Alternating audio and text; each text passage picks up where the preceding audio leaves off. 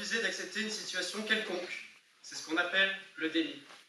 Mon déni à moi, par exemple, serait qu'à la fin de mon tour, vous reteniez chacun de mes mots et que je sois le seul dans vos têtes. Je me prends par exemple, mais je suis sûr que chacun d'entre vous se trouve dans un déni, même sans le vouloir. Que ce soit toi, là-bas, qui ne veuille pas lâcher cette fille, alors qu'elle ne t'aime plus, elle en a choisi un autre. Ou toi-même, qui as raté ce contrôle. Oui, tu avais révisé, et tu sais que tu t'es pris une tôle. Rien de ce que je viens de vous dire ne vous fait plaisir. Et c'est normal. Nous préférons espérer le bon que de savoir le mauvais. Vous le savez, au fond de vous. Et c'est pour ça que mon discours devrait vous marquer. Je vous dirai la vérité, et uniquement celle que vous devrez entendre. Le déni, c'est la vie. Je ne veux qu'une chose, c'est que vous reteniez mes mots. Des mots qui ne dureront pas, mais perdureront dans vos têtes. Imaginez-vous, ou repensez à cette fille. Vous avez tous été amoureux au moins une fois dans votre vie. J'ai moi-même été amoureux, aussi surprenant que ça puisse paraître. Je n'avais Dieu que pour elle. Mais un jour, elle en a choisi un autre. Elle est partie. La vie a décidé de séparer nos chemins. Je me suis alors dit, sur ma route, oui, il y a eu du mou. Mais à l'horizon, j'ai aperçu soudainement un sauveur, un protecteur de conscience. Le déni. Il m'a dit, continue de te battre, attends-la, elle va revenir. Et si je n'avais pas continué d'y croire, si je ne l'avais pas écouté, je me serais enfermé dans une bulle déprimante, me donnant une peine de cœur beaucoup trop grande, me provoquant peut-être un infarctus, ou alors, au détour d'une rue, une voiture que je n'aurais pas vue, emboucanée par ce malheur qui me morfondrait sur moi-même. Tout ça qui se terminerait en un clin d'œil. N'est-ce pas terrifiant? C'est là que le déni entre en jeu. Il a éclaté cette bulle. Avant mon passage, qui parmi vous a imaginé, ne serait-ce qu'un instant, la mort? Plus rien. Comme ça, soudainement, sans que cela prévienne.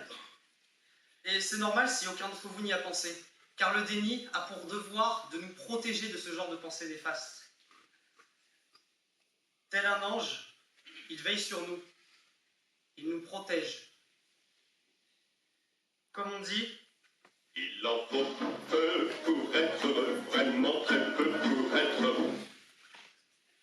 Restons dans le déni. Ce déni nous protège, d'ailleurs, ce peu. Il nous le conserve. Repensez maintenant à celle dont vous pensez quand vous êtes sad. Celle à qui vous voudriez envoyer des messages pour lui dire. Et au lieu de vous dire, vous vous obstinez à ne pas l'oublier. Mais pourquoi? Vous savez pourtant qu'elle ne reviendra pas. Vous savez qu'elle est partie. Le déni vous fait vous dire que ça va passer. Il vous maintient en vie. L'espoir fait vivre. C'est bien ce qu'on dit. D'ailleurs, nous sommes actuellement tous, autant que nous sommes dans cette salle, dans un autre déni. L'intelligence artificielle. Celle qui, depuis tout à l'heure, m'aide à vous présenter le déni, m'enferme encore plus dans ce dernier. Et oui, je finirai par vous remplacer un jour, et vous le savez, mais le déni vous protège de cette pensée. Eh oui, nous l'utilisons tous au quotidien. Et sans s'en rendre compte, elle est de plus en plus capable que nous. Aucun d'entre vous ne pourrait me sortir la prise de Constantinople. L'IA pourrait. L'IA peut nous trouver n'importe quel livre ou extrait, peut nous créer n'importe quelle dissertation ou commentaire. Elle nous a déjà dépassés. Mais pourquoi y penser, déprimer, se dire qu'un robot créé par nous, qui plus est, nous dépasse? Nous préférons tous rester dans le déni et oublier ses conséquences. Il nous est tellement plus confortable. J'en vois certains d'entre vous n'empêchent néanmoins peu convaincus. Et pourquoi? Serait-ce parce que le déni nous cache la vérité? Il nous voile la réalité. Il ne faudrait donc pas poursuivre une personne qui ne nous aime plus au risque de la perdre pour toujours, ou alors penser au fait que nous allons mourir. La vie vaudrait-elle donc la peine d'être vécue? Ou un jour, nous serons même juste remplacés. Faudra-t-il donc déprimer pour ça? Vous préfériez donc vivre dans une triste continuité à vous morfondre sur vous-même, au détriment d'une existence heureuse, insoucieuse et innocente. Tout ça grâce à cette pensée qui se traduit par le déni.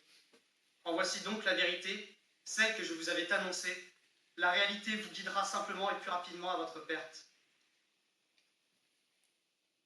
Aujourd'hui, en ce jeudi 9 avril 2026, je me tiens devant vous, cher public, cher jury, cher auditoire et chers camarades et chers personnels, pour vous dire que le déni est essentiel pour survivre malgré les problèmes qui nous guettent.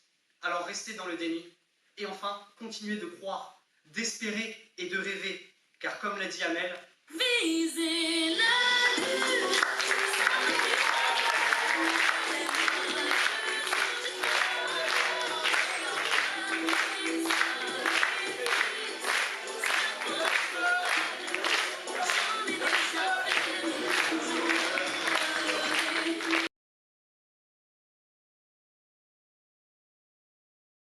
Mesdames, Messieurs, qui n'a jamais dit « ça va, je vais bien » à cette petite question du quotidien pour éviter de remuer, d'expliquer ce qui nous fait peur? Le déni, ce petit mensonge élégant, ce filtre discret mais tellement rassurant, le déni fait partie de notre quotidien. Il est discret, quasiment invisible, mais omniprésent. On dit souvent « regarde la vérité en face », mais soyons honnêtes, qui aime ça? Soyez avec moi et imaginez votre grand-père qui un matin découvre une tache sombre sur sa jambe. C'est la gangrène. Mais au lieu d'appeler son médecin, il enfile son pantalon pour ne plus la voir et met du parfum pour couvrir l'odeur de la chair meurtrie. Pendant des semaines, il fait semblant, il sort, il dîne, il sourit. Il se félicite même de ne plus ressentir de douleur. Mais ce silence n'est pas la santé, mais celui de la tombe. Le déni ne stoppe pas l'infection, il lui offre simplement un abri pour prospérer. Il croit qu'il protège sa vie, mais il ne protège que sa peur. Et le jour où il retire enfin son pantalon, il ne s'agit plus de soigner, mais de pleurer un membre perdu. Voilà ce que produit le déni. Il transforme une égratignure en une tragédie irréversible. Le déni n'est pas la vie, car vivre, c'est avant tout affronter la réalité. Que ce soit conscient ou inconscient, le déni nous éloigne de la réalité. Parfois, sans s'en rendre compte, on refuse de voir un problème. D'autres fois, on choisit volontairement de l'ignorer. Cet athlète qui ignore sa douleur pour continuer de jouer. Et de toute façon, le résultat est le même. Le déni repousse toute possibilité d'agir. Pourtant, vivre, c'est affronter. Tomber, se relever. Le déni nous freine, nous garde enchaînés des peurs qu'on nourrit. On fuit la vérité, on préfère la fiction, mais sans lucidité, pas d'évolution. On ne peut ni apprendre, ni grandir si on refuse de voir la vérité. Celui qui vit dans le déni est alors prisonnier de sa propre illusion, incapable d'avancer pleinement. Vivre pleinement, c'est prendre sa place dans le monde. Le déni nous pousse à prendre des décisions inadaptées basées sur un monde imaginaire. Que ce soit pour notre santé, nos proches ou notre travail, ignorer les signaux d'alerte n'est pas une protection, c'est une erreur. Vivre pleinement implique de voir les risques et d'agir, pas de se cacher derrière un mensonge. Le déni isole, il empêche d'être sincère avec soi-même comme avec les autres. Les vraies relations se construisent sur l'honnêteté, la confiance et la compréhension. Sans ça, les liens deviennent superficiels, car la vie ce n'est pas seulement exister, c'est aussi ressentir et partager. Et le déni, lui, l'empêche. C'est cet ami qui n'ose pas dire une vérité qui fâche, préférant une amitié de façade à une sincérité qui sauve. Mais la pire des vérités vaut mieux que le meilleur des mensonges. Alors certains diront que le déni protège, il aide à tenir, il évite de souffrir, et ils ont raison. Le déni peut être utile, mais seulement au début. Comme un pansement sur une blessure, comme une pause dans la douleur, mais le pansement n'est pas un remède. Cacher une blessure ne la réparera pas, et vivre dans les dénis, c'est comme fermer les yeux pour éviter la chute et tomber quand même. On peut mentir aux autres, au monde, mais jamais complètement à soi-même. Alors non, le déni n'est pas la vie, le déni c'est un détour, une illusion qui nous ralentit. On croit gagner du temps, mais on le perd lentement. On croit éviter la douleur, mais on l'emporte en nous profondément. Car le déni, c'est fermer les yeux, espérer que le monde devienne meilleur, mais le monde ne change pas parce qu'on l'ignore. Et nos peurs ne disparaissent pas quand on les endort. Fuir, c'est facile, mais ça enferme. Affronter, c'est dur, mais ça transforme. Le déni nous protège un instant, mais ce qui ne nous tue pas nous rend plus forts. On ne vit pas pour fuir la réalité, on vit pour la regarder, l'accepter et la dépasser. Parce qu'au fond, vivre, ce n'est pas se cacher dans le déni. Vivre, c'est avoir le courage de dire « j'ai vu, j'ai peur, mais j'avance ». Je vous remercie.